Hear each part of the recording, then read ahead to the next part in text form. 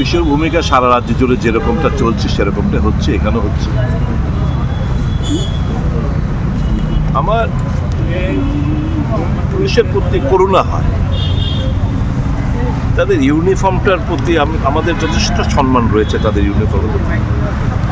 তারা যে ইউনিফর্মের সাথে জাস্টিফাই করতে পারছে না, তার জন্য আমার করুণা হয়। কারণ তারা কাঠপুতুল হয়ে গেছে। আমরা কোথাও কোনো অবস্ট্রাকশন, কাউকে কোনো ডিস্টার্ব করছি। মহাত্মা গান্ধী জাতির জনক, এখানে বহু অন্যান্য রাজনৈতিক দল, অন্যান্য শাখা সংগঠনের তরফ থেকে এখানে যারা শাসক গোষ্ঠীর সাথে জড়িত, তারা বিভিন্নভাবে এখানে আন্দোলন করেছে। এরকম রাস্তাঘাট বন্ধ করে আমরা কোথাও কোনো কাউকে ডিস্টার্ব করছি।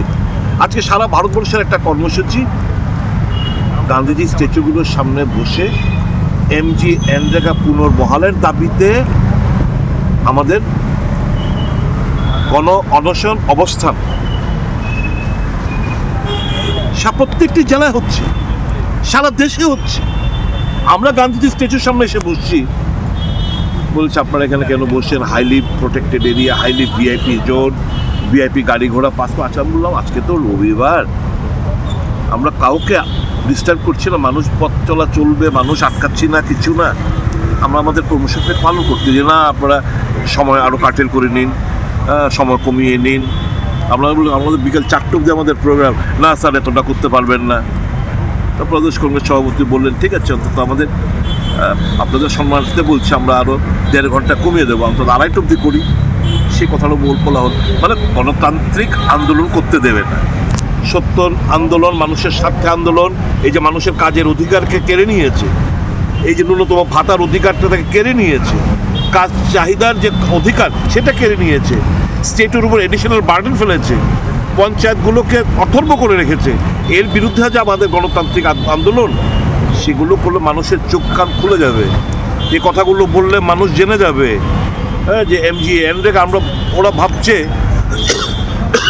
বোধ হয় কংগ্রেসের আন্দোলন বোধ হয় মহাত্মা গান্ধীর নামটা বাদ দিয়ে দিয়েছে বলে। না না, মহাত্মা গান্ধীর নাম বাদ দিয়েছে, আমাদের আঘাত পেয়েছি, আমরা আঘাত পেয়েছি।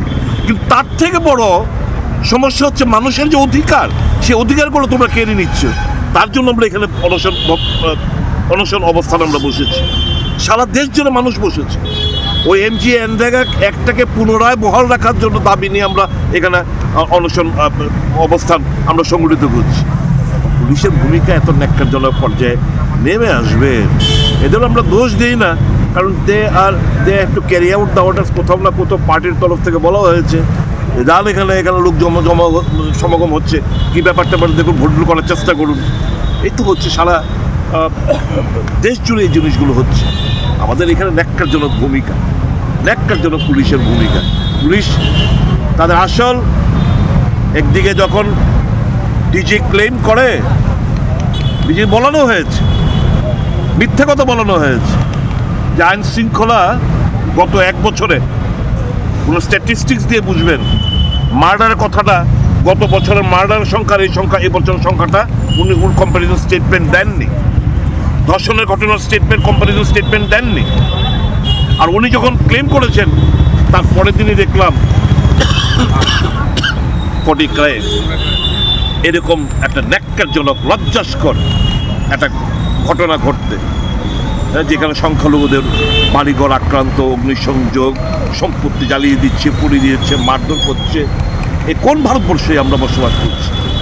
মানবতা, বারংবার কংগ্রেস তরফ থেকে বলছে, মানবতাই শেষ কথা, ধর্ম না। এরা এত কট্টর মৌলবাদী শক্তি, এরা যে মানুষকে ঘৃণা করতে শিখেছে। দেশ আজকে রসাতলে যাচ্ছে, শুধু একটাই, ভোট করতে হবে। মানুষের ভাবাবেগ, মেজরিটি কমিউনিটির, ভারতবর্ষের মেজরিটি কমিউনিটির ভাবাবেগকে ভোটে কনভার্ট করতে হবে। মানুষকে মারো, দাঙ্গা বাঁধাও, ঘৃণা ছড়াও, এই তো ঘটছে সারা দেশ জুড়ে। এর বিরুদ্ধেই আজকে আমাদের বসা। মূলত আজকের আমাদের এই এমজি এনরেগা আইনটাকে পুনর্বহালের জন্য আজকে আমাদের এই গণ অনশনে বসা।